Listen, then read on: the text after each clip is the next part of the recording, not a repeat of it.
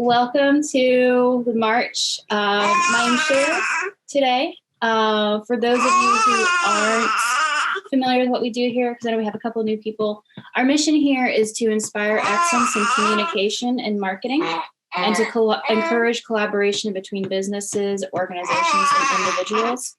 And the way that we're doing that is through creating a community of marketers that through both education and collaboration and networking and partnerships expands the capacity of all the members of our group to achieve great things for the benefit of the Top of Virginia region. So we don't really have many announcements today, just one.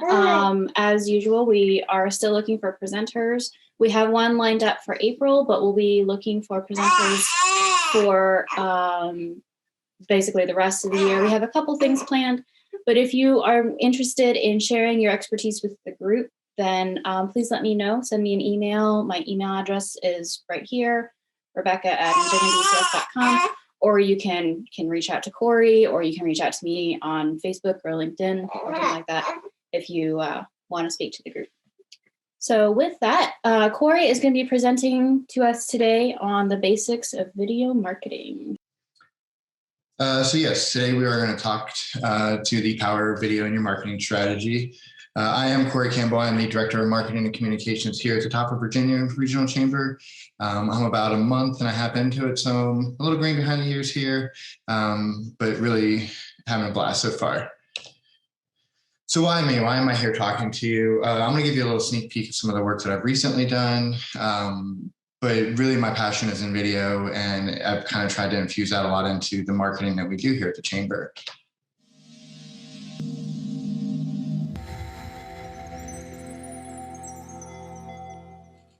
This chamber member is an inspiration for all that have had the privilege of getting to know him.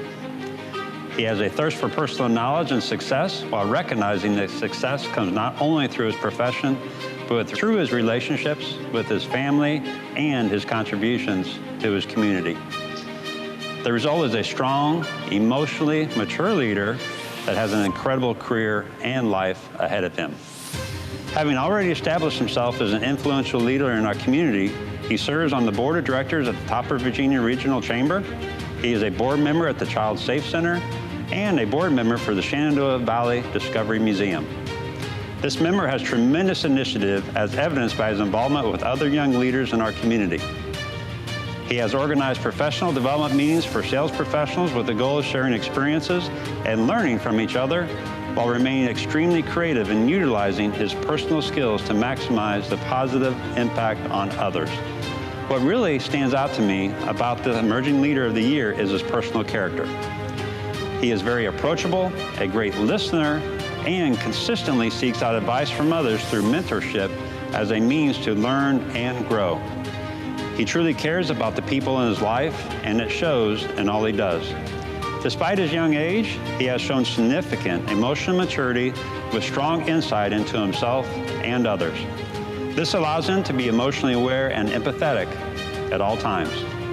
I highly recommend Greg for the Emerging Leader Award. His impact on our community has only just begun, but I am confident his name will be one that we speak of for many, many years to come.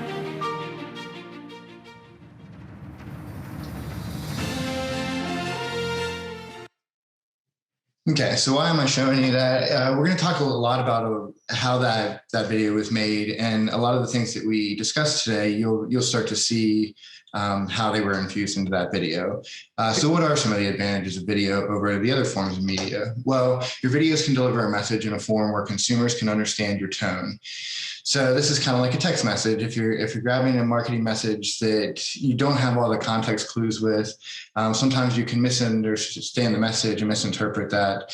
Video really allows you to add music and really set that tone and really provide context clues that help people decide how they feel about your product or service. They can feature an improved method of delivery. So videos are quick. A lot of times if you get down and if you don't have the time to read a blog, or you don't necessarily have time to kind of catch things video, you can kind of set them. You can do some other things while you're listening to the message. You can watch the message. They just tend to be a little bit faster. And then often customers and consumers will share those messages a little bit quicker than any other medium. So a little bit of history. The oldest surviving video was made all the way back in 1888. We'll see it in just a moment. It was the Roundhay garden scene, and that was done by Louis Le Prince in Great Britain at the Whitley family house.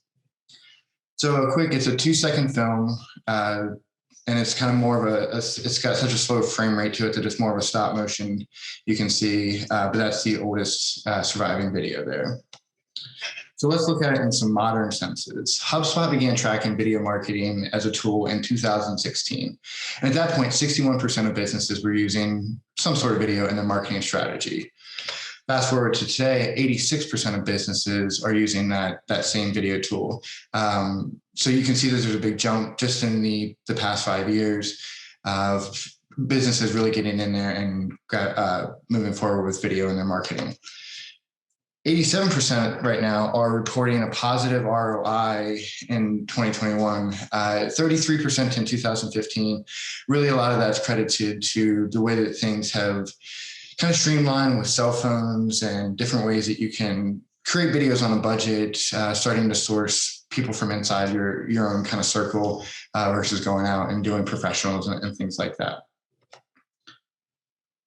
So videos do have improved reach and analytics over other sorts of posts that you might have on your social media sites. You'll find that 59%, they're getting 59% more engagement than other posts, and 81% of the top 500 posts in 2018 were videos. So video really is gaining a lot of traction when it's out on social media.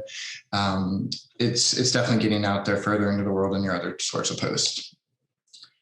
84% of marketers are saying that it's an effective lead generation tool, and 94% that their customers have helped their customers understand their product better. So this is something you're getting how-tos onto YouTube. You're getting just different little things out there to really provide more service and more quality with your product, and be able to give somebody some quick information that they could use to do something with your product.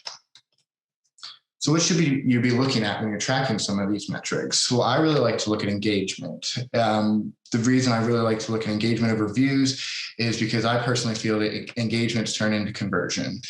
So how long are your customers engaging with your video? This is nice that you can see a lot of these stats that the average watch time on a video, or the just different engagement tools there. When you're getting some analytics from image posts and things like that, you don't necessarily get to see how long they've been there, how much they're really engaging with that. You can see that there's likes and shares and things like that, but you don't really get that extra measurement there. And again, I believe that engagement leads to conversion. So if people are there and they're watching your videos and they're staying on there for a longer time, those are going to lead to sales. Those are going to lead to different people getting involved in your product. What are views good for? So views are good for potential new clients. You want to get some views because you want to get your video out into the world. Like I said, I kind of more of a quality over quantity method and prefer that engagement to really be looking at. But once you start to build your engagement and you're getting people to really watch, those views will take care of themselves, but you're going to start to reach potential new clients that way. So what has the pandemic done to video marketing? So many businesses during the pandemic have had to make cuts to overall budgets, especially overall marketing budgets. But the power of video became evident to people because they had to transition their services and their products and sales into virtual environments. Zoom in 2019 began at $36 a share for their stock. And through the pandemic, now sits at, as of yesterday, $342. But it peaked at $559 just a couple of months ago. So really the pandemic grabbed onto these video tools, they grabbed onto these services and really pushed them forward. So 70% of marketers, even though there's budget cuts to many of the marketing budgets, 70% expect to see increased video budgets. And then an additional 26% expect those budgets to at least remain the same. So that's a total of 96% expect their budgets to either remain the same or increase in the face and despite overall budget cuts. Only 4% will actually reduce that video budget. So I'm throwing in a lot of high percentages. People are obviously very satisfied with video, but obviously everybody's here today. So what's holding you back from putting out video content, from being out there? Is it too time consuming? Is it too expensive? You just don't know where to start. I'm going to tell you a little bit about my story because honestly, I was in a lot of these boats. And I'm going to show you that really anybody can do this. You can start as basic gets, and we'll kind of talk there that there's zero budget to work with. And we'll kind of move up that if you've got a little bit of budget, what some different things you can do with that are.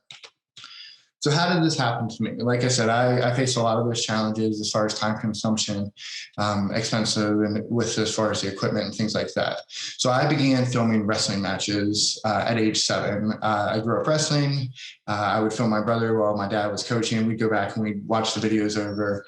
And that really just gave me a sense of, one, keep the camera straight and keep it kind of locked and focused and keep everything in the center. But really just gave me a good base. The other thing that happened is once I hit high school, I had a chance to get into Adobe Photoshop, CorelDRAW, and I absolutely just really was head over heels for Adobe. I've really enjoyed their product. And it was really that passion that allowed me to keep kind of dabbling in graphics and kind of kept everything moving forward that kind of transitioned into videos. So like I said, I didn't really just start with videos. I did the wrestling matches, but really I started more as a hobbyist photographer. And the reason that was very beneficial is a lot of the kind of basic concepts and things like that really transition well into video. So as far as kind of giving a nice portrait feel and making sure that things are in focus and some different things there. A lot of the photography concepts, if you go out and kind of focus on some of those, they will definitely improve what you're able to do with your videos. Community spotlights began to lead to sales. So at a certain point, I was out and we kind of had this idea that to get out there and start making videos and really start connecting with the community around us. And so what we were doing is we essentially were holding a little talk show from one organization towards all the other organizations here in our area. And eventually those started leading to sales. People would call and say, hey, are you those guys that are making those videos? We saw them. We'd like to go ahead and book with you and get this done and taken care of. It was really starting to take the sales process out of things because people were connecting and really getting to know who we were before they were actually on the phone with us or sending us an email. So what types of videos can you do? There's a lot of things that you really can do with videos. I'm going to talk a little bit about things that you can do internally as an organization, and then things that you can get out and do externally as an organization. So internally, you can use them for trainings, company culture videos, really onboarding and orientations and things like that, kind of mixing the blend of the trainings and the company culture to really give new employees a solid stance on who your company is. Externally, you can get into demonstrations, different brand videos, the explainers and the how-tos. Animated videos are nice because if you can get into some of the technology and you understand that side of things, the sky is really the limit there. You can really make those characters do what you want them to do. You can really build some different things, even without characters, just using kinetic typography that comes in and that moves, and it still can provide that movement to catch somebody's attention, but really just get that message out quickly and cost effectively. You can get into different case studies, testimonials, live videos. We'll talk a little bit about that. Ephemeral videos are videos that disappear, things like Snapchat. So those are great for behind the scenes of your product, or, hey, we've got this event that's coming up. Let's go ahead and look at something here, but we want you to do something now with this. So it's going to disappear. So it really provides that call to action to act now because this is going to move on. Engaging your audience. So again, going back to engagement of reviews, we need to remember how we built our personas and really who they are, what they're doing at the time that they might be watching your video. So taking that persona to the next level, and not only, like I said, establishing who that person is and who your ideal customer is, but what are they doing? What are they doing on that platform that you might be using? We'll talk a little bit about the different platforms you can place videos. But what is that client and that customer doing at that moment? How are they feeling? How do they want to be feeling? And you can tell a little bit about that, like I said, through the platforms that you're pushing your media out into. Engaging your peers. This was very successful in my experience of building champions around, really going out and talking to other people in the community who might be in a different industry or service, or going out and talking to the people who are in your own industry, getting to know them a little bit better, and really building those champions around you. And you can do that through video. You can spotlight different businesses. You can bring their products in to your own video and use those as a product placement, and really build some champions and really get that megaphone going for you.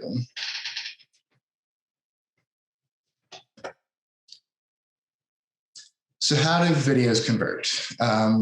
We're not here just to have fun and make funny videos. Those do great on the internet, but ultimately at the end of the day, we're here to sell products. We're here to keep people working on their services. We need to convert these videos into something. You need to catch a consumer's attention immediately. This is similar to an email subject line. Really, you need to focus on your thumbnails as far as what does that really portray. A lot of video platforms, you're able to change that thumbnail. So you can go in and you can create an image that is more of a title slide for it and use that as your thumbnail. Or you can find something that works nicely for your video. Because sometimes, especially Facebook has a tendency to just take the worst thumbnail that you've possibly done in your video and post that. So if you can control that, then you can really start to just make a nicer product. Using a strong opener to keep consumers engaged. This is really important to really set that hook. I like to think about it as the first 3 seconds, that if you're not going out there and you're not grabbing their attention, they're going to move on. They're going to look at something else. There's a lot of noise out there. And if you need to go ahead and grab them in that first 3 seconds to keep them engaged. So inbound methodology will say that we need to attract the strangers to become visitors, convert those visitors to be leads. These aren't necessarily all one video. To put out something that just simply says, this is our product, buy it now, you're not necessarily bringing people through these stages with you. So a different video might, a way to attract strangers might be to do something kind of funny or to do something kind of community spotlight. It doesn't really necessarily hammer in your brand, but allows people to connect with it. And then start to do different videos that will convert those visitors and close those leads into consumers for you. And then once you're able to convert those leads into consumers, put out things that, like I said, are helpful how-tos of how to use the product. Here are some quick tips of things that we like to craft this out of this product. So just give them different ways to use your product and ways to keep on coming back and using your services. You need to ask. So when you're doing any sort of video like this or any sort of sales, you almost need to be a little bit blatant about making sure that you're getting the sale and getting what you need. So to have something within the video that really hammers home why you're making that video, it's clear from the start, it's clear again at the end of what you want people to do now that they've watched this video. What are they doing? How do they get to go buy your product? How do they call you to get you to come out and provide your service to them? You need to ask, you need to really hammer that home. Again, the community spotlights, the product placements, sponsorships work really well for nonprofits. So really getting that engagement and getting those views up so that nonprofits can reach out into the corporate world to engage for sponsorships. Having those numbers and having those extended analytics will really build that additional revenue for you. So invite your supporting brands to appear or contribute. Okay, so we finally got you on board. We've talked a lot about the power of video. How can you actually get started? What do you need to do? Where do you need to start? We're going to start with zero budget because that's where I started. So I started with zero budget. I've been slowly putting some of my tools of the trade together over many years. But with technology these days, there's really, really awesome cell phones. You can get you and a friend. I want to talk a little bit about 2-camera setups and how I would recommend that. So with cell phones these days, I do recommend, grabbing you and a friend, having similar cameras and having similar phones is definitely a plus. But having the secondary phone or camera or whatever you get into will allow you to really take more control in the editing process. If you have zero budget, like I said, you can start with cell phones. You can use in-house actors and narrators. So grab your friends, grab somebody. You can simply record them recording or reading a script over, and you can add that into your video. There is some free editing software out there. That's something I didn't really go too far into that because there's so many different options. And really what works for you is what's best for you. So there's definitely some information to Google there. And practice. I don't even show some of the original video or the first videos that I've made just because they're just terrible anymore. But they all led to practice and different things like that. So if you have a little bit of budget, you can invest in your equipment and software. You can outsource some of those needs to save time. So that might be getting the film work done and bringing in a professional crew, but you have more confidence in the editing part. You can invest in professional actors and voiceovers. At that point, you're just going to get a different sort of product and feel. And then again, just keep practicing.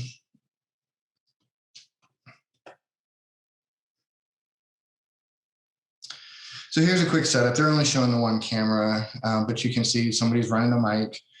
Somebody's over kind of monitoring the situation on a computer, and then they definitely have well lit their actors, even though they're in a dark place. So lighting is very important. You can see that the microphone is very important to get a clear sound quality, and then just positioning everything and having a couple extra eyes is beneficial.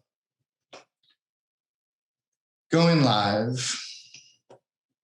I approach live with caution, and I personally really enjoy beginning with produced videos because it is difficult to control everything when going live.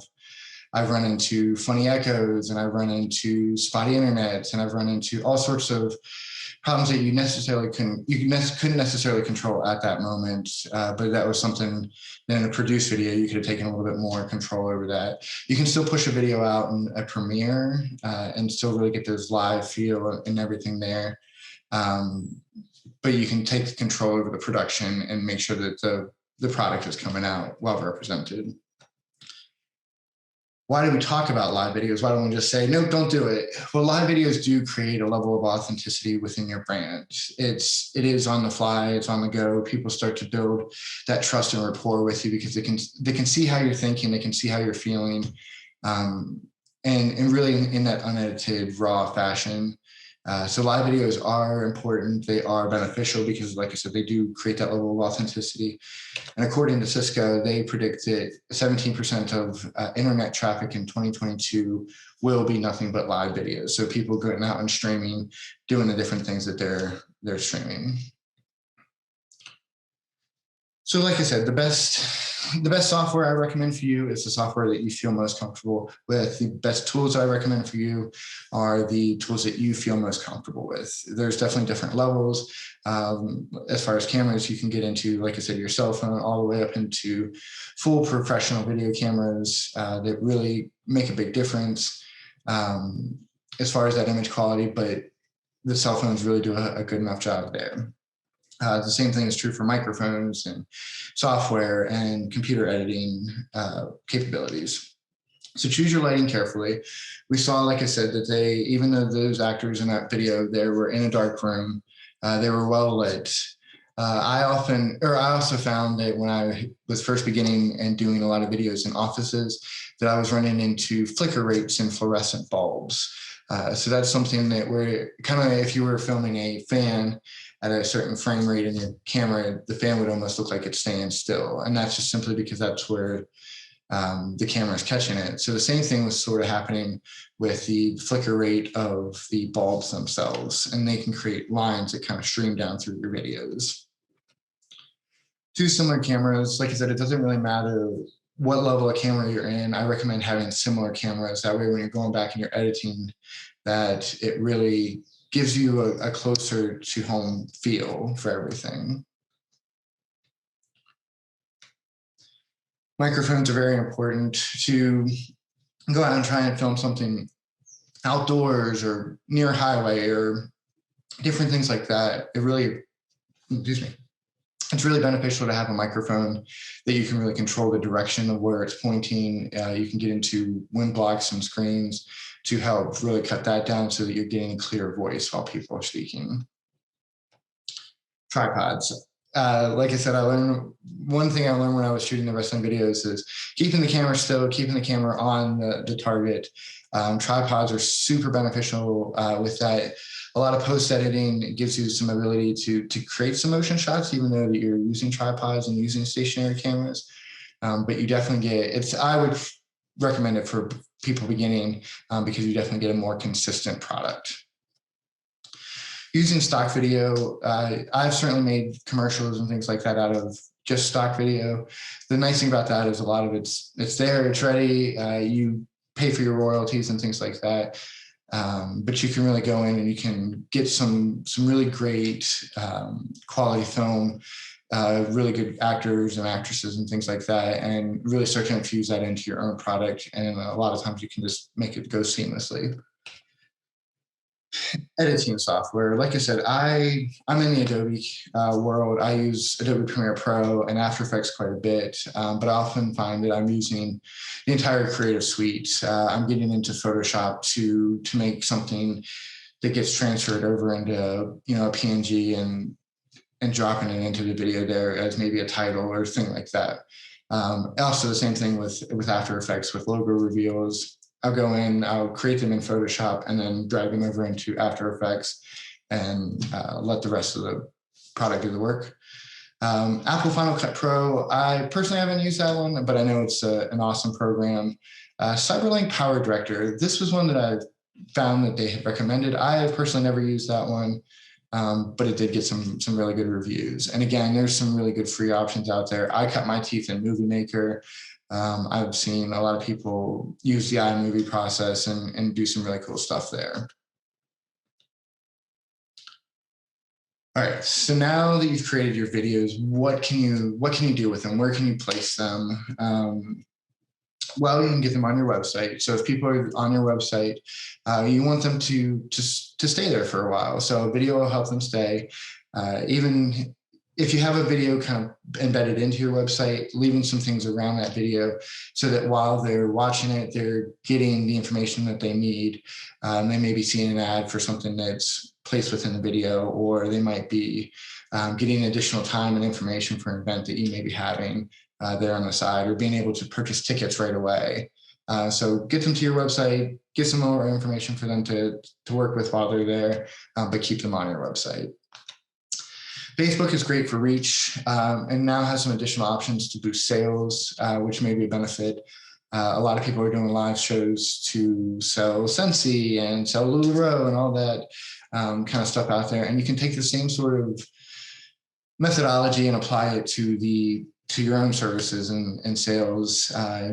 Get people engaged, tell them about your product, show them how to use it, show them the cool things that they can do with your product. Is really a good way, like I said, to create that engagement and to get them to convert into sales for you. Instagram is a great way to reach expanded markets, especially if you're in a more traditional setting and the things that you've been doing through your marketing. Instagram can reach a whole new level of clientele for you, and it's definitely worth exploring.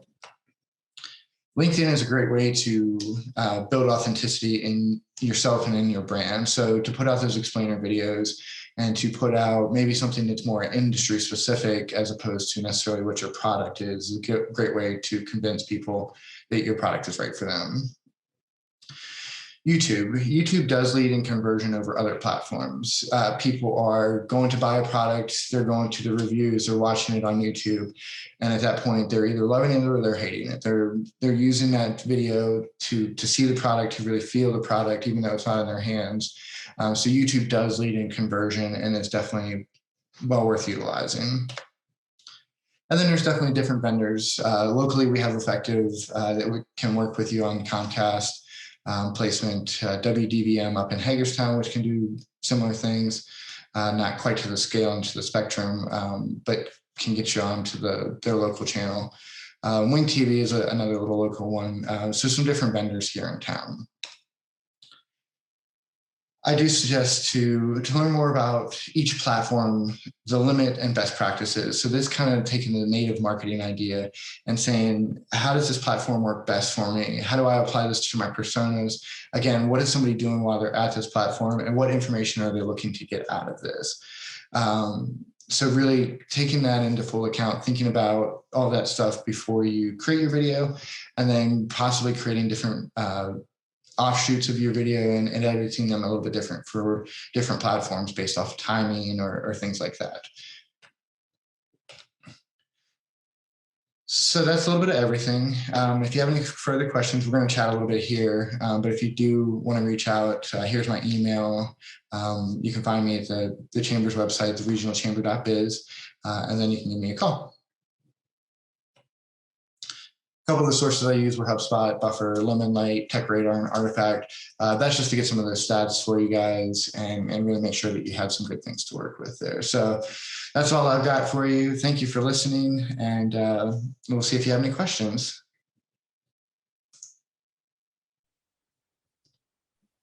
Yeah, if anyone has any questions, feel free to go ahead and ask Kory. I got a question for you. It was almost as soon as the pandemic started that everyone started using Zoom. Yes, sir. Why not WebEx, GoToMeeting?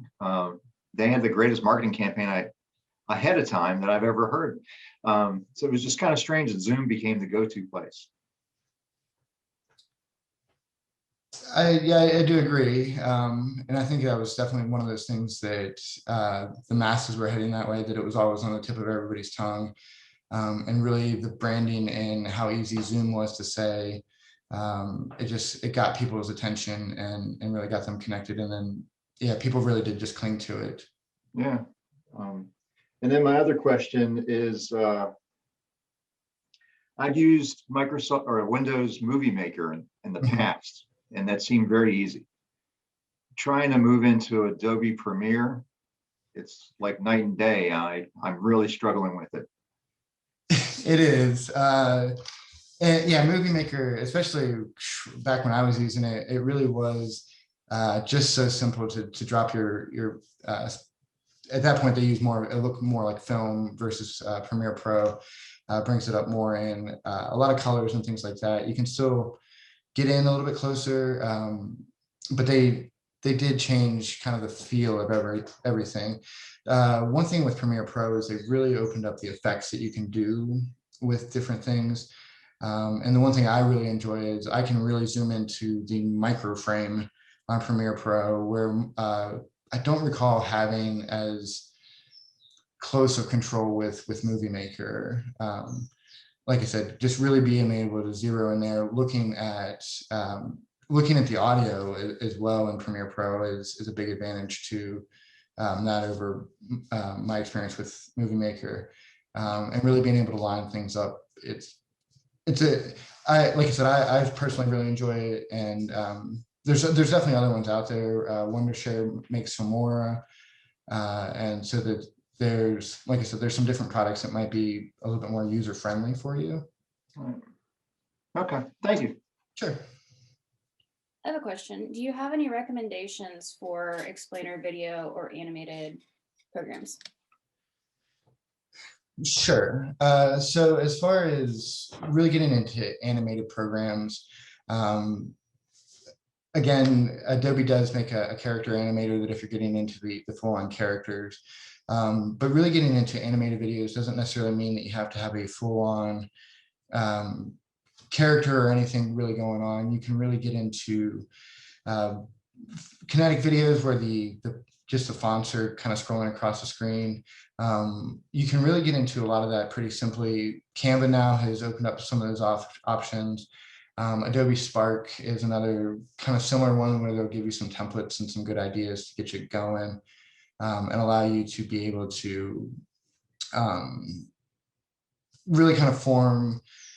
You can move the backgrounds, you can move the foregrounds and things like that. So it gives you a quick live view, versus Premiere Pro. You'd have to go in more and build that kind of stuff out. You would have more control at that point of what they can do, but they really do have some good options there for different sort of animated videos.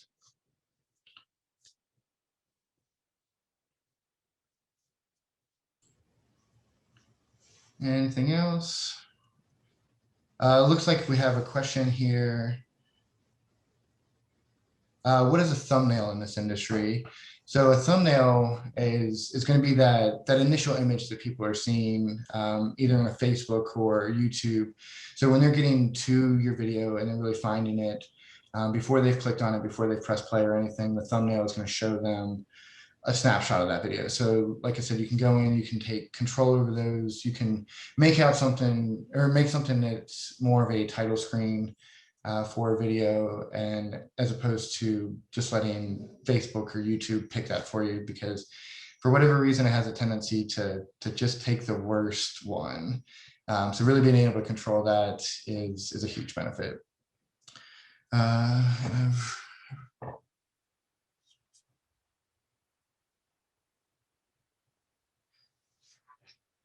So asking for things like this post, follow my account, give me a call. Yes, Facebook's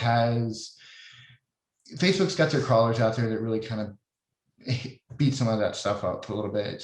So they're really looking for it in, I have found that they are looking for it more in the text fields and different things like that. If you're posting big phone numbers and you're posting email addresses, that's going to really kind of lose some traction on Facebook and some of the other social media sites for you.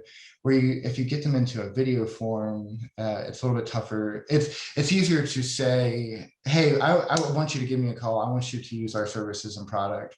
And you can do that in a way that Facebook isn't going to really down or demote that and different things like that.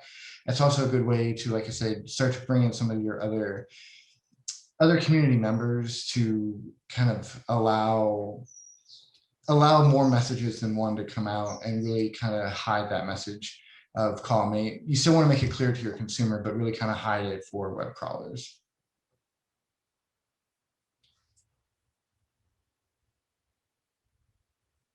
Alrighty, any other questions?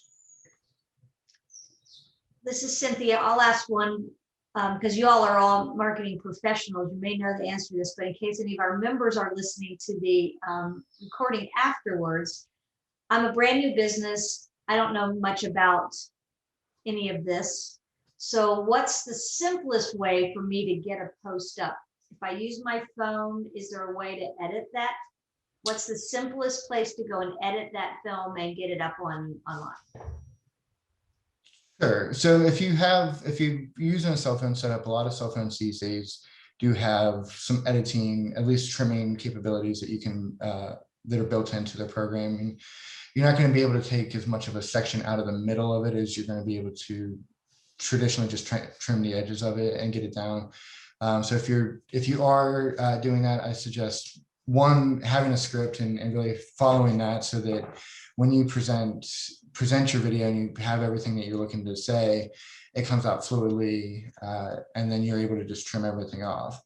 If you're getting more into the unknown and you're getting into how products and services work and you're out filming them, that requires a little bit more of editing capability into the middle of it. But the quickest way, just be prepared, have a script, shoot your video, trim it up, and post away. And really taking a second to learn if your cell phone, like for example, my cell phone has directional miking on it. So if I've got it pointed at the person, it's going to pick it up better than something that's going on behind me. So learning what your phone can do can really save you a lot of hassle and really provide a better quality for you, and taking a moment to just play around with some of those features. And then again, kind of really rehearse those, and then, yep, shoot it, post it, and you're good to go. And if I want to go to the next level of maybe doing a little edit of some kind, like adding a graphic, what is the free program that I might use to take it kind of to the next level? I think you can still do, Craig, correct me if I'm wrong, but is Movie Maker still online for free? I believe that it is. No, Microsoft, yeah, they stopped using that or stopped offering it. Yeah, I knew they had stopped supporting it at one point, but they seem to have Right. brought back an online version. Yeah, and for Windows 10, they had some issues and they just dropped it. So Gotcha. it's hard to find it. I found some, but it's not really the same version that I was using. I think Gotcha. other people have adopted the name. And does Canva do anything with videos? Canva can do, they're more in, they're not going to do very well at a fully produced, or not a fully produced, but more of a full-on video. So taking a video, dropping it into Canva is, they're looking for something that's more of in that animated style of using, they can add the graphics, and Canva might be a good place to build that graphic out if you're using it. But there definitely is some really good resources. I just went to Google, like I said, typed in, best recording or best editing software. Tech Radar had a really good blog article on 10 free ones that, again, get in, find one that somebody likes, that works well for them, and really interfaces well for them is at that point important. Thank you. All right, so let's go ahead and move on to the discussion groups. Kory, let's go ahead and do, well, how many people do we have on? There's 10. Yeah, let's go ahead and break up into 2 groups, Okay. and then just pull everyone back in about, so let's do 7 minutes. Okay.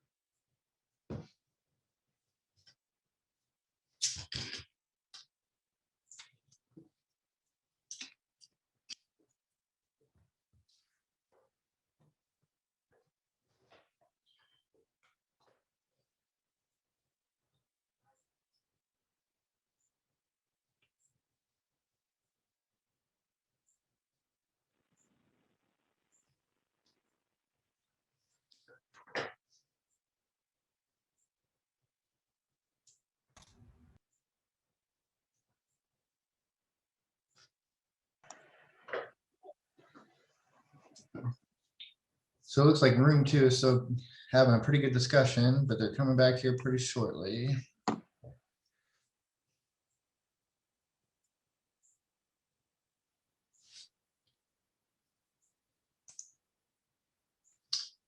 All right, welcome back.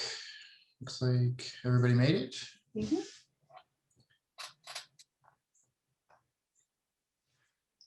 All right. righty. Yeah, go ahead. Go ahead. Yep. Okay. What insights did group number 1 have? I know it was a little short. It went really fast for us. Well, I learned what effective or not effective. I learned what Facebook Premiere is. Didn't know what that was. That's a nice little tool. Like I said, to really be able to kind of capture those live feels, because you can, when you use a Premiere, it'll play the video like it's live, and people, and it'll also send out a bunch of reminders too that the things are going on. But it'll give you those initial reactions and those initial analytics that you would get from a live video, and then automatically post it again. So you can get another set of analysis on it too. So yeah, really a cool feature. Do you find you get more engagement when you use Premiere than when you don't? Yes. Yes. Especially if you've got it scheduled out a little bit and you've gone out and you've done a few things. That's definitely my preferred method, is to create a quick little post. Hey, we're going to do this at such and such a time on such and such day. You go in, you set your video there, it automatically plays. And like I said, it really grabs that live field. It reminds people, and yes, it definitely makes a difference. Yeah, our group talked about the biggest barrier for all of us is time, and then the knowledge to actually go in and figure out how to produce good videos. And then Cynthia gave us a nice little challenge of not letting perfectionism stop us, which is definitely our problem with our team, is we like to have things perfect, but that it does prevent us from actually getting anything out most of the time. Yes, and you'll always be growing, especially in things like this. It's, even if you hit it perfect this time, you're going to go back in 5 years and say, oh, that was terrible, because you're going to be that much better in 5 years. So this really is don't let perfectionism stand in the way. Don't put out a product that's foolish. I'm not endorsing that, but yeah, definitely get things out. Make a couple videos or make a couple things for around the house and show them to your family, and start out that way.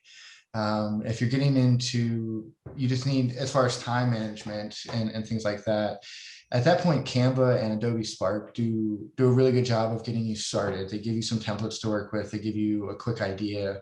They're not overly complicated. The interfacing is great for many users. And they're not going to work well. So for example, Facebook wants to see a video that's over 3 minutes on their platform. They want to keep people engaged. They want to keep people on there, where Instagram, everything's less than a minute. So you can get started with kind of these GIFs looking things that create an animation within your post that stop people from looking, or stop people while they're scrolling. And there's a really, like I said, great time savers.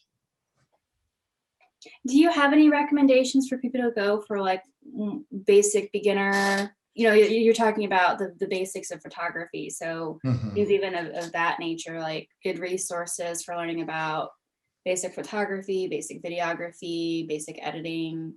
Sure. So YouTube is a plethora of knowledge when it comes to, especially the editing and the camera tricks and the photography pieces. I like Peter McKinnon, and especially when you're getting into After Effects. He does just really cool stuff. It's really engaging. You can also see how simple he makes a lot of things, and how quickly he gets them done. But I definitely grew up on YouTube looking this stuff up, going out and taking pictures. Having a digital camera has been awesome, because you can take 1,000 pictures and hope that you get one, and you didn't spend $50 in film to find that out. So go out, practice, take shots with your cell phone. Again, even if you're not going out and you're not posting them anywhere right away, just just take a video walking down the street, and you can get in there and you can kind of play around with that. Can you send some of those resources out when you send out Yes. the recording? Yes, absolutely. Yeah. Yep. Yeah. Do you All right. Oh, go ahead. do you have a recommendation for a brand or even specs when it comes to like a webcam or like I've been hearing a lot like I should have a webcam, but then I should also have a separate mic, even though I have the webcam, because I have more control, I guess, with the mic than I do the webcam. Or if you spend more on the webcam, is the mic good enough at that point where I don't need a separate piece? Sure. So I'm using a Speedle mic and webcam, and that's what you're hearing now. I do know you're right. Some people are using more of a condenser mic and things like that. I really like the snowballs, which is something you can get locally for a mic, and I know that they produce a really good sound quality. You're going to get a richer tone, and you're going to really pick up. A webcam is going to pick up more your high-end parts of your voice, where getting into a mic is going to pick up those richer, deep tones that really provide it.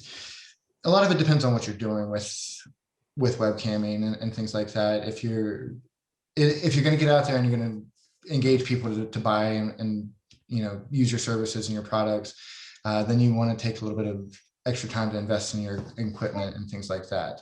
If you're just kind of zooming into the office to get hey, I just need the notes and this and that so I can get back to work, then really a lot of computers these days have come pretty far as the quality of microphones that they have in them. I was thinking more for like the how-to videos or the instructional type things that can Sure. be more at home versus the live action out. Sure. And there's some really good kits now that they've put together. I've picked up, $30 kind of do-it-yourself selfie kits, which have actually turned into some really good products. They come with a nice little tripod. A lot of times there's a little light there. And so when you're getting into that kind of stuff, you're going to want to get into, especially with a camera, more of a shotgun mic, because it's going to be directional right at you. So it's going to pull your voice, and it's going to get less of the stuff around you. And that'll just, give you a clearer sound. Okay. All right. Well, thank you so much, Kory. Sure. Like I said, we'll be sending this out, and all those tips and tricks and resources would be awesome, Kory. I'm intending on getting more engagement on the Facebook group. So if you have any questions about any of this, or you have your own resources that you want to share, please join the Facebook group if you haven't already done so, and then feel free to ask away and post questions there.